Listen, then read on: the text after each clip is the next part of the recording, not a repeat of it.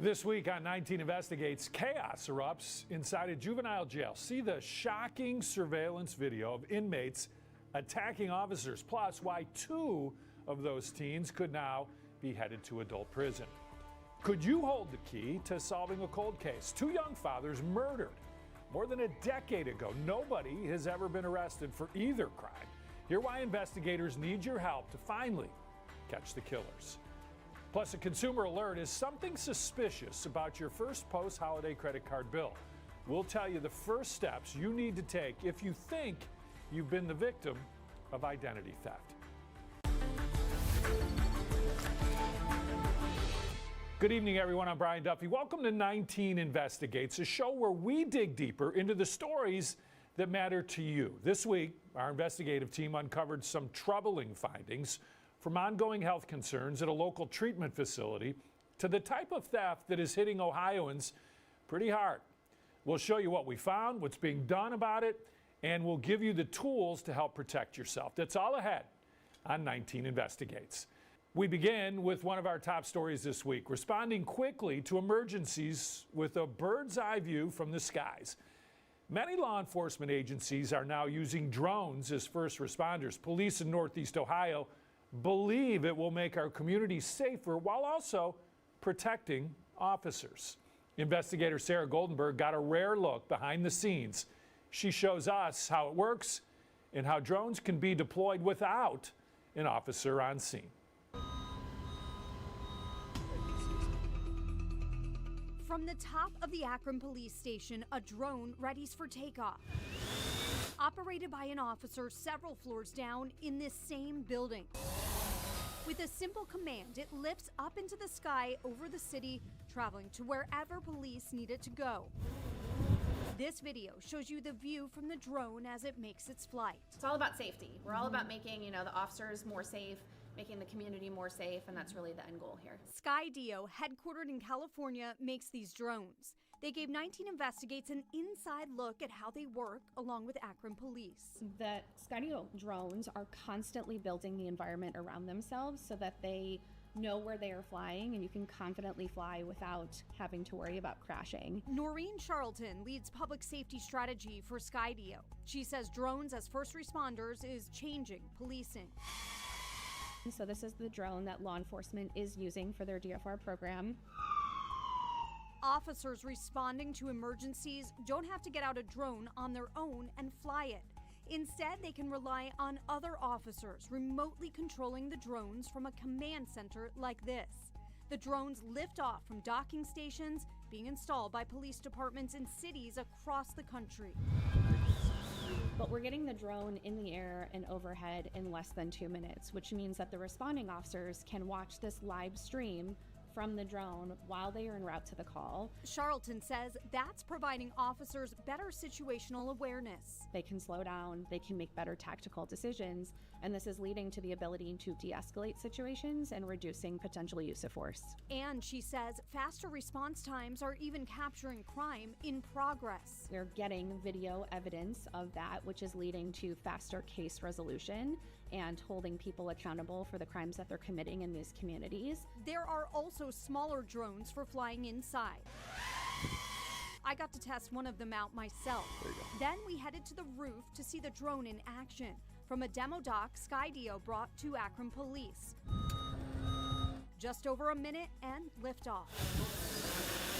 A click of a button, the drone is flying there on its own. The officer can take over at any point. There is always an operator or a pilot in a chair somewhere, a dispatch center or a real-time crime center that is controlling the drone. This is video from Skydio showing the drone's bird's eye view of the city. Agencies can place docks like this where they get the most calls for service. The drones, Charlton says, have red and blue lights, so it's clear this is law enforcement, and have speakers to talk to people. Hi, Zach. They can fly in extreme heat and cold.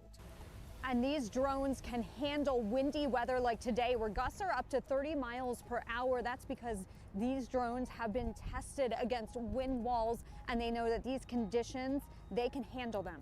Akron police have 7 drones with 20 pilots right now and 4 more drones on the way. We got a hold of this video from APD, giving us a look at one of the crimes they responded to with a drone. Last October, police say a call came in for a suspect that had allegedly stabbed his wife. He ran from police and pointed a gun at officers, according to police, and they lost sight of him. So they sent the drone up, quickly finding him between two buildings. Where we would typically not be able to see or be able to observe certain things, the drone gives us the ability to do that. Lieutenant Michael Murphy with Akron Police says drones have been a game changer. They believe it will reduce violent crime in the city and keep officers safe too. It makes this job much safer for our officers because it gives us the ability to view things without having to put the officers in danger, in harm's way. Akron Police hope to roll out at least 3 docks for the next step in their Drones as First Responder program this year. They tell me they already have the FAA waivers in place and they're looking for grants to help fund this. Sarah Goldenberg, 19 News. 6 law enforcement agencies in Ohio use Skydio drones, including Cleveland Police. CPD tells us they have 9 Skydio drones and 7 pilots with their FAA certification, and they are considering getting the docks in the future. Skydio says the only agency in Ohio currently using dock-based drones is the Cincinnati Police Department. So earlier this week, I sat down with Sarah to talk about privacy concerns when it comes to surveilling from the skies, along with how it can benefit police and the public. So how are these drones helping police? Yeah, they're helping them in a number of ways. Skydio says the goal is 1, faster response times, but also safety when it comes to citizens and police officers. They want better situational awareness, so police will get an idea of what they're walking into when it comes to having these drones kind of give them an idea from overhead or going into the buildings. And the goal there is to kind of cut down on things like use of force incidents, because there's more time to think critically before you go into this incident as far as how you're going to react. What a great tool. So some people, though, have some privacy concerns when it comes to police using drones. What exactly are they worried about? So some people and some experts as well, they worry about privacy. They also worry about surveillance. So I took a look at what the ACLU is saying about police drones. And basically they're saying we recognize there are a lot of good things that can be done with them. However, we want to make sure that there are certain restrictions or regulations in place so they are used for the right things. So, for example, they recommend limiting them only for incidents that maybe involve a warrant or an emergency. And many police agencies have a transparency dashboard, which allows anyone in the public to go on this site and you can take a look at the drone flights, not just where they're going, but also why they were launched in the first place. And that's a great tool for the public to use when it comes to understanding how police are using these drones. Here's a closer look at the Cleveland Police Department's drones transparency dashboard. The city says it uploads data to the dashboard within 48 hours of each flight. What you're looking at here is a map of the flight path from a drone call-up for a shooting that took place near Public Square on January 8th. The dashboard shows drones have also recently been used to monitor safety during events like Browns games and the menorah lighting. We have a link to CPD's transparency dashboard on the 19 News mobile app. Akron Police do not currently have a drone dashboard, but they tell us they have a plan for one soon. Chaos caught on camera at a juvenile jail. Now, 2 of the teen inmates involved could be facing time in an adult prison. Here's investigator Mike Mason with exclusive video of the riot. I am going to order that he be placed in the county jail pending further hearing. Judge Linda Tucci Teodosio sending another teen to the Summit County Jail for his alleged role in a Christmas Day riot at the county's juvenile detention center. 19 Investigates obtained this exclusive surveillance video showing chairs flying through the air as 4 teens vandalized their housing unit before turning their rage on 2 of the corrections officers. I do believe that his behavior poses a threat to the safety and security of the facility. On Monday, the 16-year-old went before a judge facing 2 counts of assault. We're not naming the teen because he's a minor. In court, his mother blamed the staff, claiming her son only acted that way because he wasn't given his medications. Nothing is being addressed. We're all making out to like he's an animal. She claimed officers were the ones who were causing problems.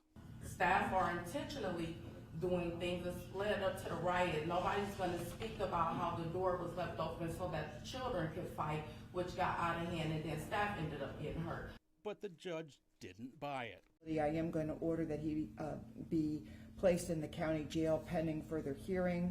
Last week, the judge also sent 18-year-old Jameer Jones to the adult jail, and he's also facing charges of assaulting the officers. Police say Jones led the riot, which began around 1 p.m. That's when inmates can be seen taking off their clothes before ransacking their housing unit, tossing tables, chucking chairs while officers watch from behind the glass. When guards try breaking things up, they say Jones punched one of them in the face and threw another to the ground.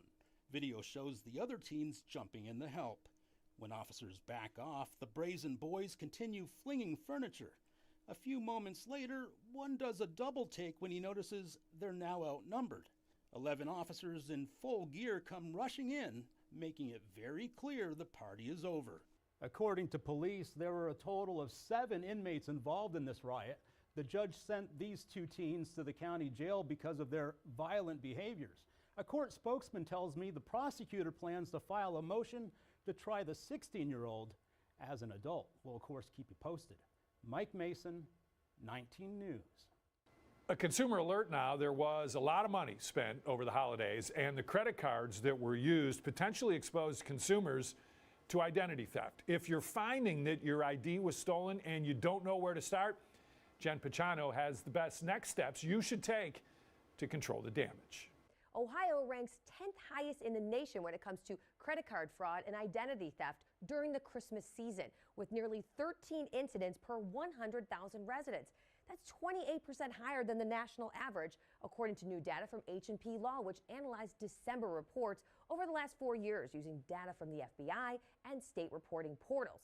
And according to the credit reporting company Experian, 1 in 4 millennial adults reports that they have been the victim of identity theft in the last year.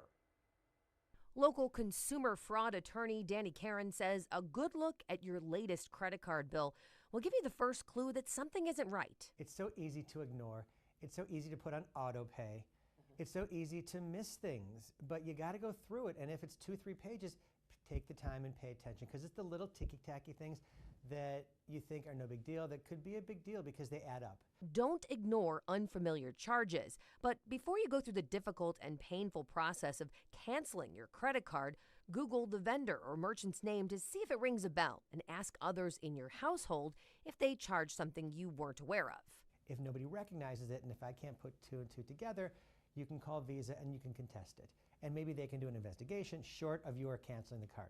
If fraud is suspected, no matter what the amount, Karen says bite the bullet and shut down the card, because if you don't, it may end up costing you a lot more. And what if your credit tanks and you want to you're in the market for a home loan because you're buying a new house, you can't get a loan because your credit's terrible, can't buy a car, can't rent an apartment. After you alert your credit card company, Karen says call your bank. All 3 credit reporting agencies, Experian, Equifax, and TransUnion, and make sure to freeze your credit. How does that protect someone? It means that somebody can't get into your credit and make off with it as if it's theirs. Open a fake account, make illegal purchases in your name. You should also report the fraud to the FTC via identitytheft.gov and the Attorney General's office. Now, Karen admits there's no way to know if this will shorten the recovery process or ensure you get any lost funds back, but he says doing everything you can could only help. Jen Pachano, 19 News.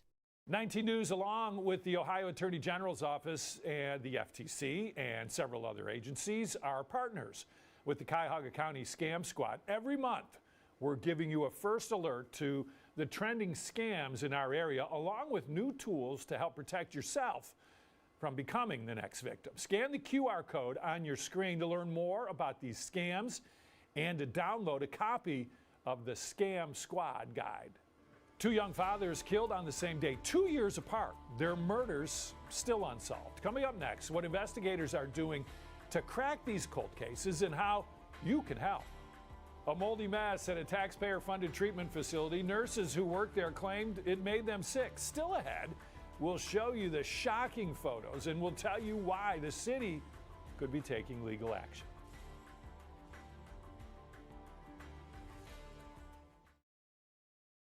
This week on 19 Investigates, chaos erupts.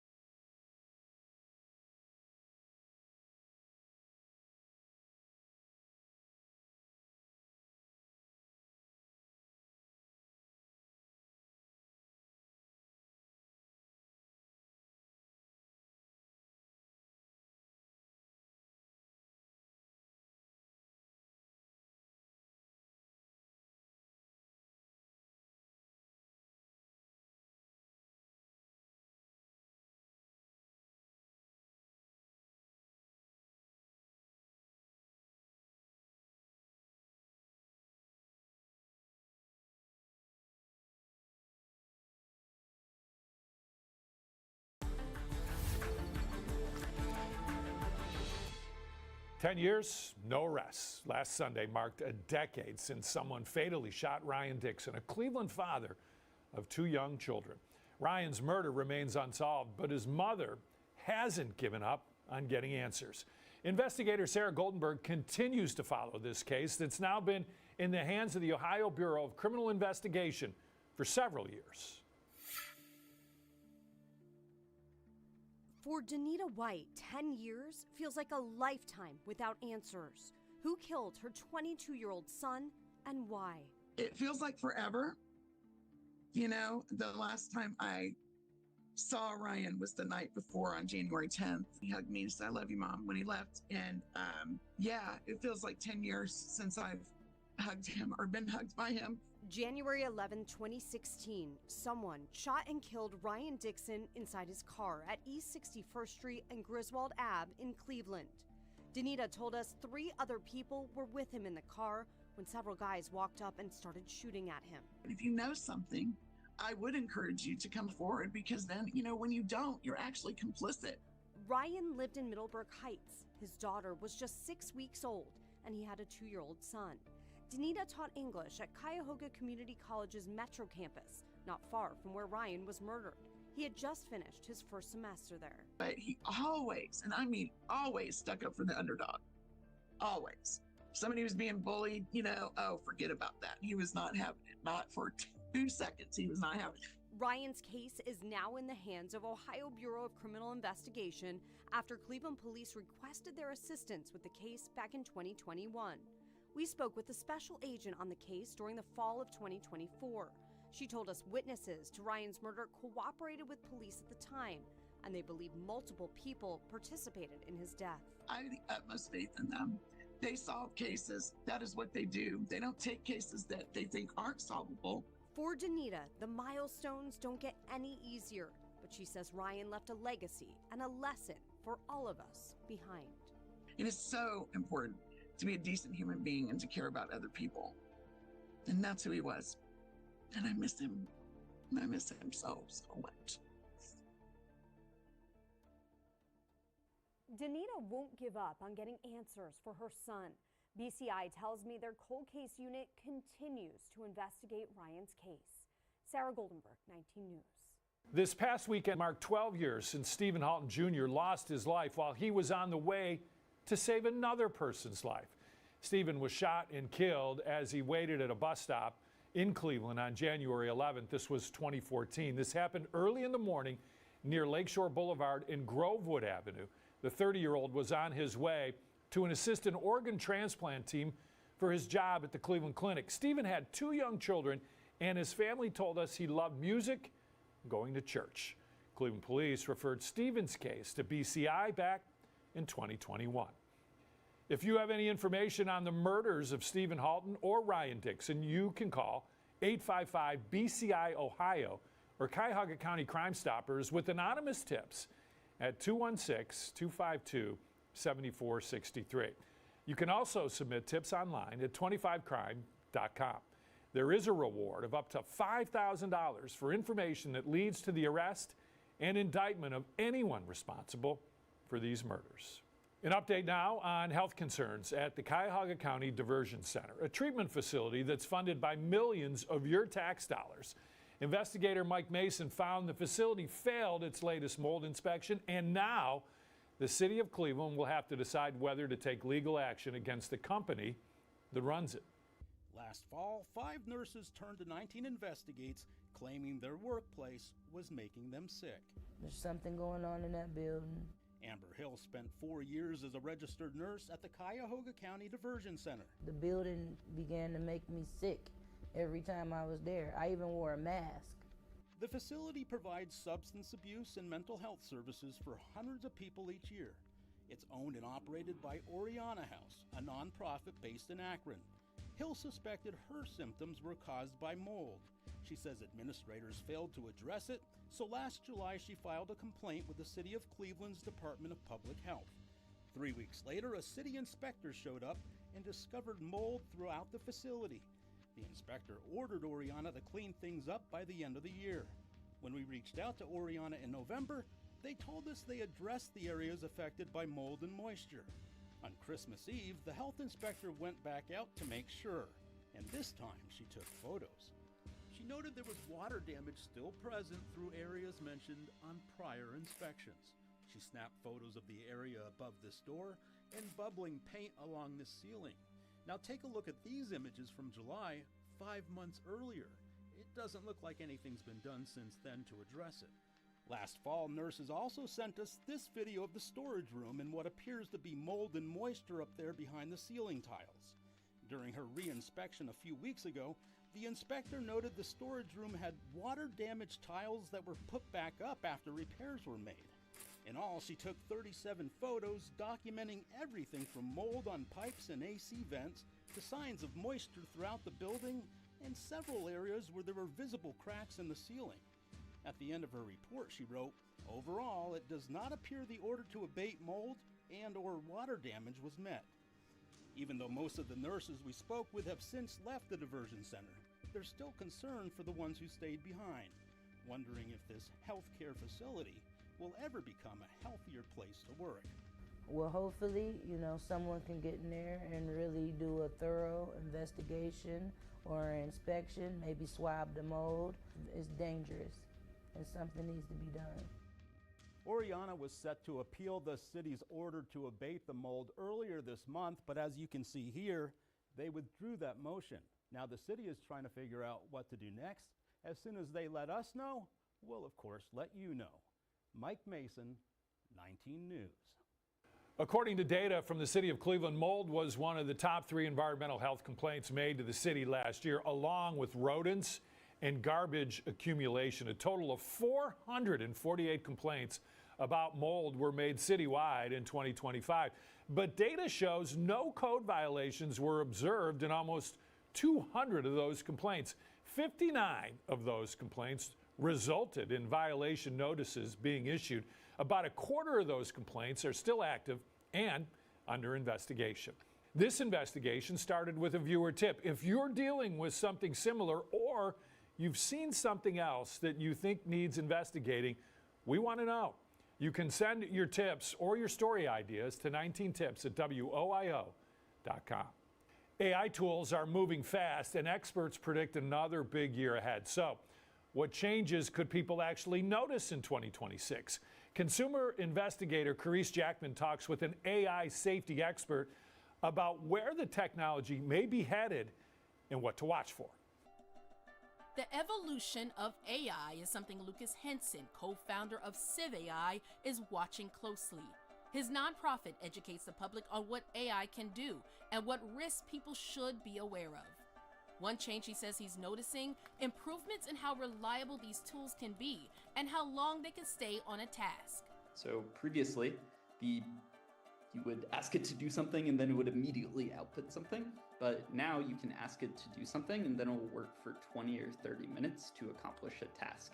Henson says another trend he's watching is companies building more AI directly into the tools people use every day, including AI-powered browsers and software that can help with work tasks. In some cases, we're seeing some of these technologies go past that, where not only do you ask it to do something for you in a chatbot, you can record your screen and give an example of what you're doing, and then it can take actions based off that example. And in some cases, you can even narrate what you're doing. But a growing concern for many people is whether AI could replace jobs. In the general unemployment numbers, there's not really any indication that this is happening, and I don't expect that.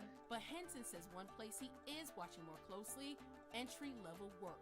And the way increased productivity often manifests is they just hire less. And we're seeing for 20 to 25-year-olds, it's a lot harder to get a job. For consumers, Henson says the bottom line is to pay attention because AI is showing up in more of the products and services people use. And he says educating yourself on how it may affect your work and your daily life is important. Hansen says he's encouraged that child safety is a bipartisan concern when it comes to AI and chatbots. But he adds it's not just children, says he hopes issues like AI psychosis and the impact of chatbots on adults get major attention in 2026 as well. The stories we showed you today are streaming now on 19 News Plus. You can download the app for free on your Apple TV, Roku, or Amazon Fire TV device. Next week on 19 Investigates, we'll be talking about so-called hidden cold case homicides and why they aren't being investigated, plus the dangers of AI chatbots. I'm Brian Duffy. Thanks for watching.